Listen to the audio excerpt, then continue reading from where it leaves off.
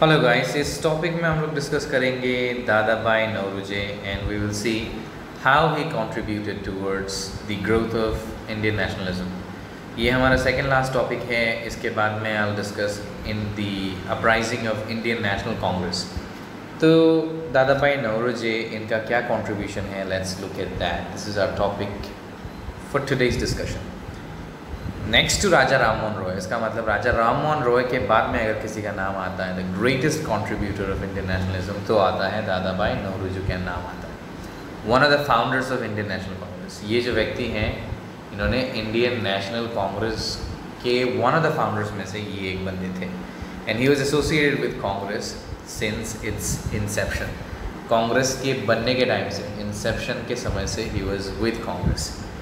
अब इन जान लेते हैं who he was a renowned teacher. ये एक बहुत ही ज़्यादा फेमस टीचर थे। And he had decided to settle in London. उन्होंने सोचा कि वो लंदन में जाके सेटल हो जाएंगे। There he established himself as a successful lawyer. वहाँ पे उन्होंने बैरिस्टर के बारे में डिग्री पढ़ करी उन्होंने। And he became a lawyer, एक एडवोकेट बन गए।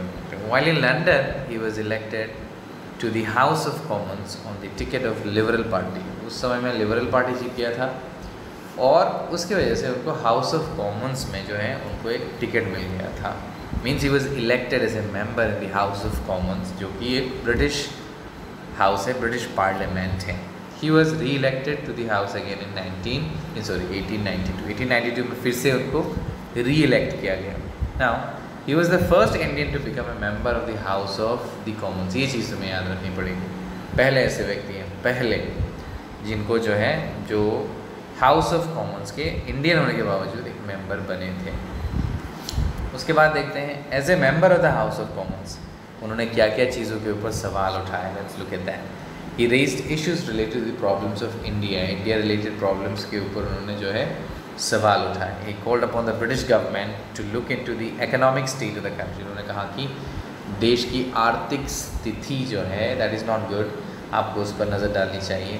ही pressurise the British government to calculate India's national income. उन्होंने कहा कि इंडिया का नेशनल इनकम, ब्रिटिश गवर्नमेंट को उन्होंने प्रेशराइज़ किया और कहा कि जो नेशनल इनकम है उसको जो है कैलकुलेट करिए आप and initiate some welfare measures for the poor people. और जो यहाँ पे गरीब लोग हैं, पुअर लोग हैं, उनके वेलफेयर के लिए कुछ जो है वेलफेयर मेजर्स आप लोग लीजिए, डू समथिंग फॉर देम। ये सारे सवाल उन्होंने वहाँ पे हाउस ऑफ कॉमन्स में इलेक्ट होने के बाद, जो कि वो 2 बार हुए थे, उन्होंने ये सारी चीज़ें उठाए। On top of that he raised before the British parliament the issues of the continuous drain of India's wealth. ये भी उन्होंने कहा कि इंडिया का वेल्थ जो है कंटिन्यूसली ड्रेन किया जा रहा है, मीन्स लूटा जा रहा है। And it was bringing back to Britain since the battle of Plassey. Battle of Plassey जो हुआ था 1757 में, ये डेट भी तुम्हें याद रखनी पड़ेगी। तब से जो लूटपाट आप चला रहे हैं जो इंडिया से, उसे आप बंद करिए। इसके ऊपर भी उन्होंने सवाल उठाए। Question the export of raw materials in place of Indian handicrafts to Britain. उन्होंने कहा कि why are you exporting raw materials to your country instead of exporting the handicraft. जो बंदों ने जो चीज़ें बनाई हैं उसे आप क्यों एक्सपोर्ट नहीं करते। Why are you exporting only the raw materials. वो एक्चुअली क्या कर रहे थे, रॉ मटेरियल्स को ले जाते थे अपने देश में एंड उससे प्रोडक्ट बना के इंडिया में सस्ते दरों में बेचते थे। और हैंडीक्राफ्ट जो बंदे थे, आर्टिशंस जो लोग थे, ओबियसली इनको हाथ से बनाना पड़ता था। They didn't have machines, it used to take a lot of time. तो उसके वजह से जो है इनका मार्केट बिल्कुल ही कोलैप्स हो गया। ये उनका एक्चुअली प्लान था so that they could take away all the raw materials from here and वहाँ ले जाके बना के यहाँ पे सस्ते दाम पे बेचे हमें। He demanded the abolition of opium trade between India and China. Opium एक तरह का नशीला पदार्थ है। इंडिया और चाइना के बीच में ये ट्रेड जो है चल रहा था।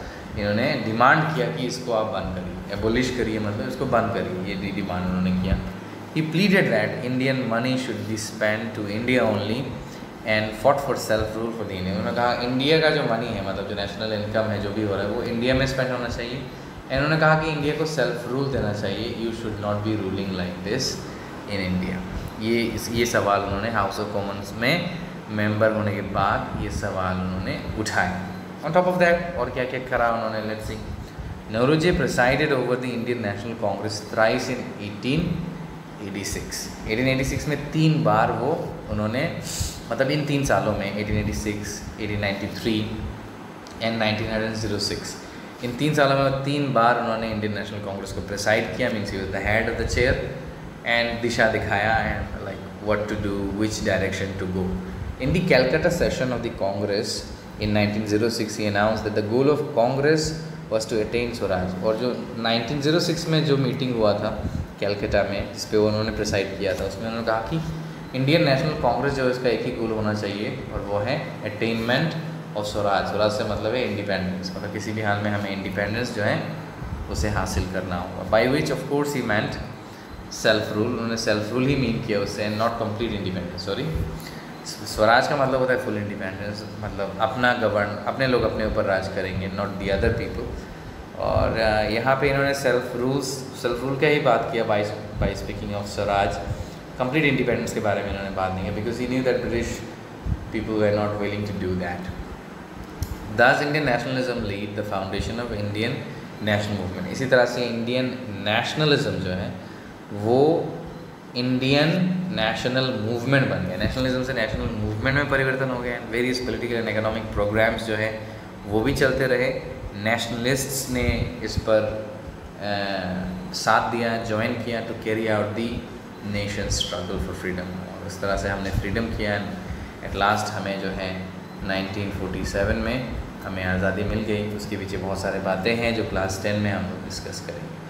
आज की क्लास में इतना ही रखते हैं. नेक्स्ट वीडियो में इस चैप्टर का लास्ट टॉपिक डिस्कस करूँगा जो कि है Indian National Congress. Bye bye.